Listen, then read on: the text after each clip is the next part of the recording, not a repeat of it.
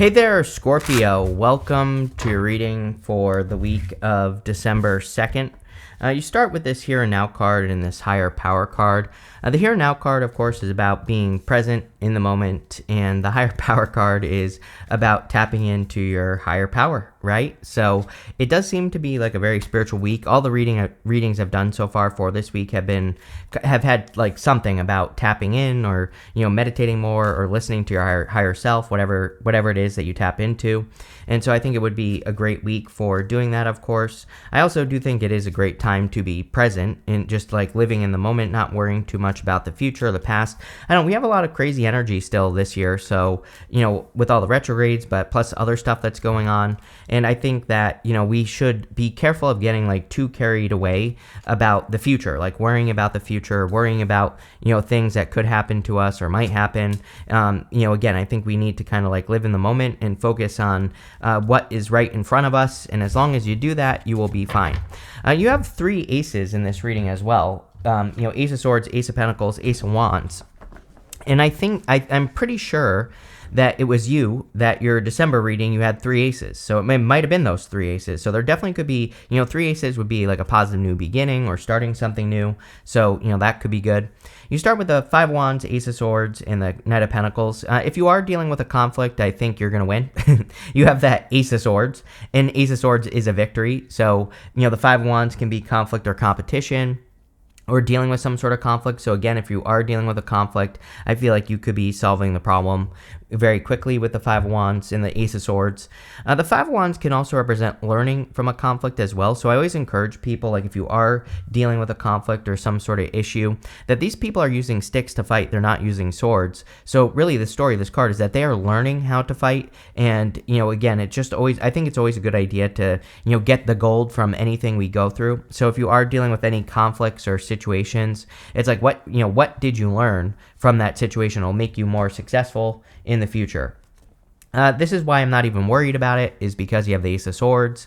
The Ace of Swords is a victory. So I feel that there will be some sort of victory if you are conflicted or dealing with a conflict. Again, the other thing is that you might be conflicted with that 5 of Wands. So it might not even be a conflict. It could just be conflicted energy. And the solution to that with the Ace of Swords, like if you're trying to make a decision and you're conflicted about what choice to make, the Ace of Swords says you need to tap into your inner truth. So the Ace of Swords is the truth. And sometimes if we have a hard time making a decision, it's because we're maybe putting too much of other people's stuff into it. We're not really focusing on what our heart is telling us to do, or, what our truth actually is. I think that for the most part, when we overthink things, we really do know, we know what the answer is, but we're just kind of, maybe putting other people's, other people into the mix. Like, what would my mom think if I quit my job? Or, what would happen, what my brother think if I did this, that, or the other thing? So I think that's really why we overthink things. And the Ace of Swords says, if you quiet the noise, tap into your higher power, and really listen, then you know what the right decision is. So I think you need to listen to yourself as well.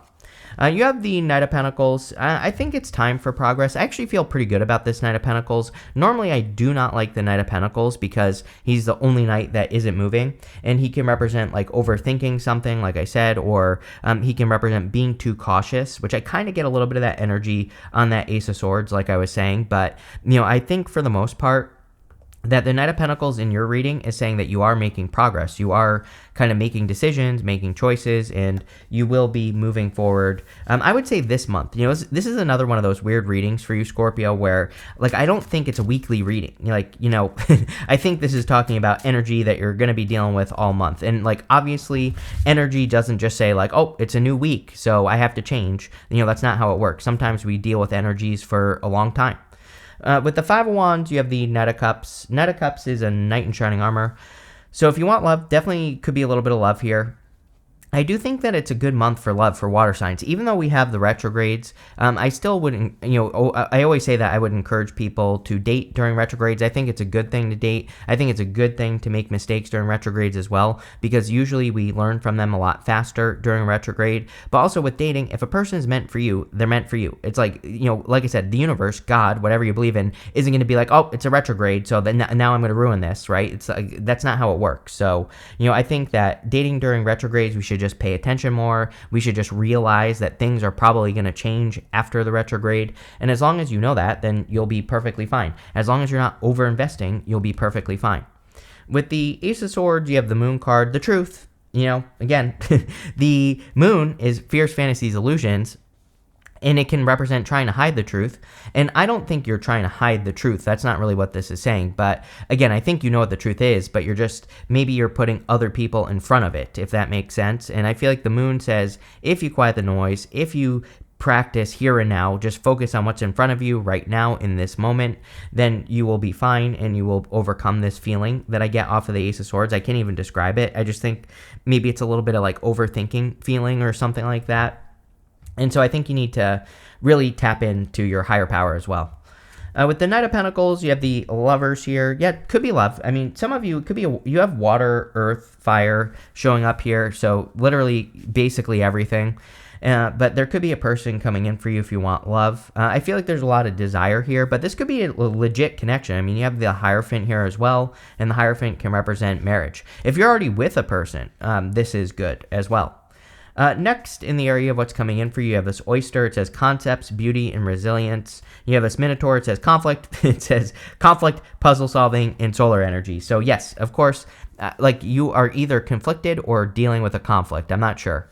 It's going to be different for all of you. But, what I would say here is that I think a lot of you are very resilient. You are a fixed sign. I think the fixed signs are in some ways the most resilient. So, I think your resilience will pay off here with the Oyster card as well.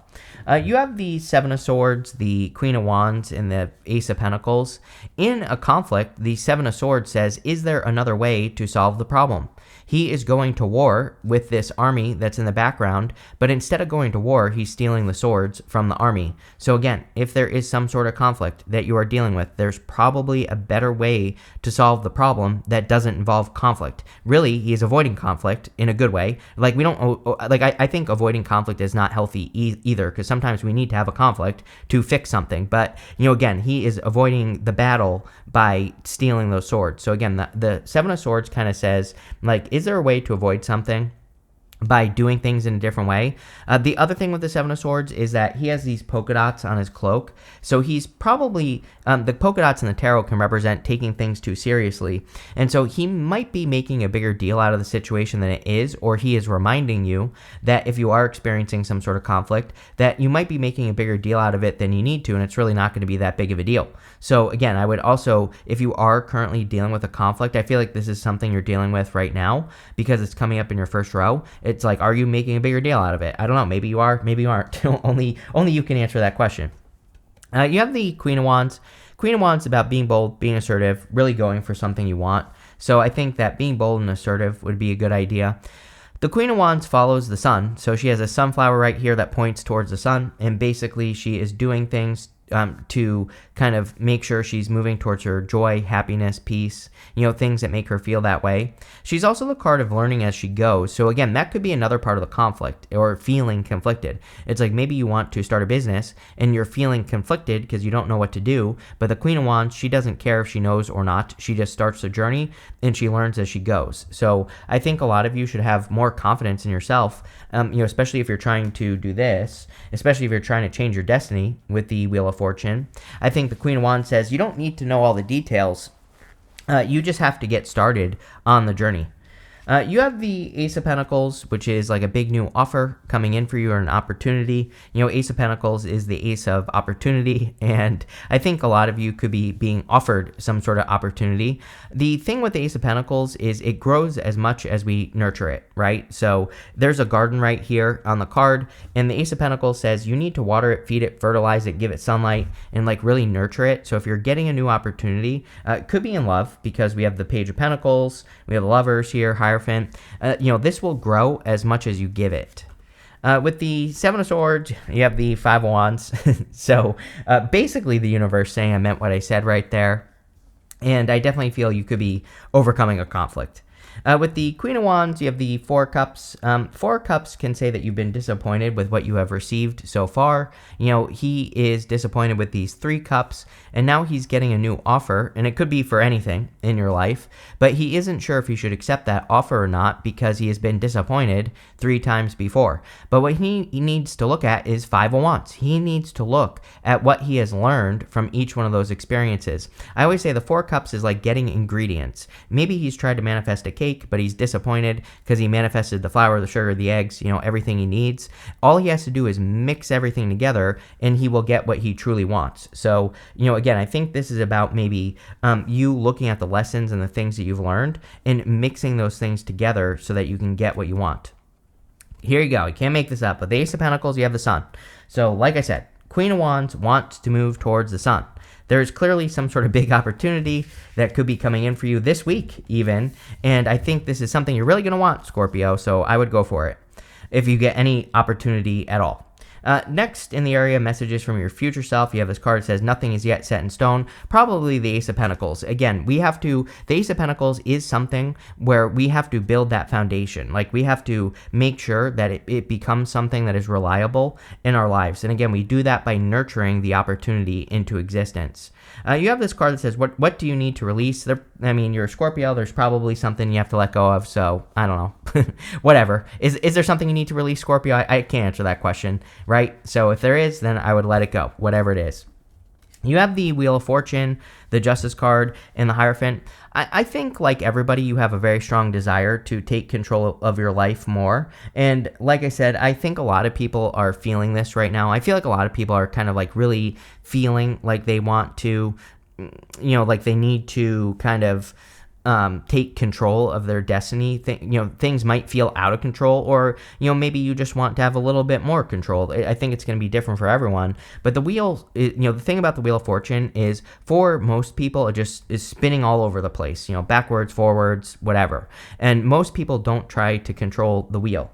And so to take control of the wheel, we can use our vibrations with the snake. We can also face our fears with the snake, because snakes are guardians of portals, and usually to get something that we really want, we have to face some sort of fear because we don't know what is on the other side of it. Like with the Queen of Wands, she doesn't know. It's like maybe she wants love and maybe she's interested in a person, but obviously it's like until you get to know a person, you have no clue if it's going to work or not. That can bring up fear, but again, that person might be the ticket to everything you want and desire, so you have to face the fear to get to the other side.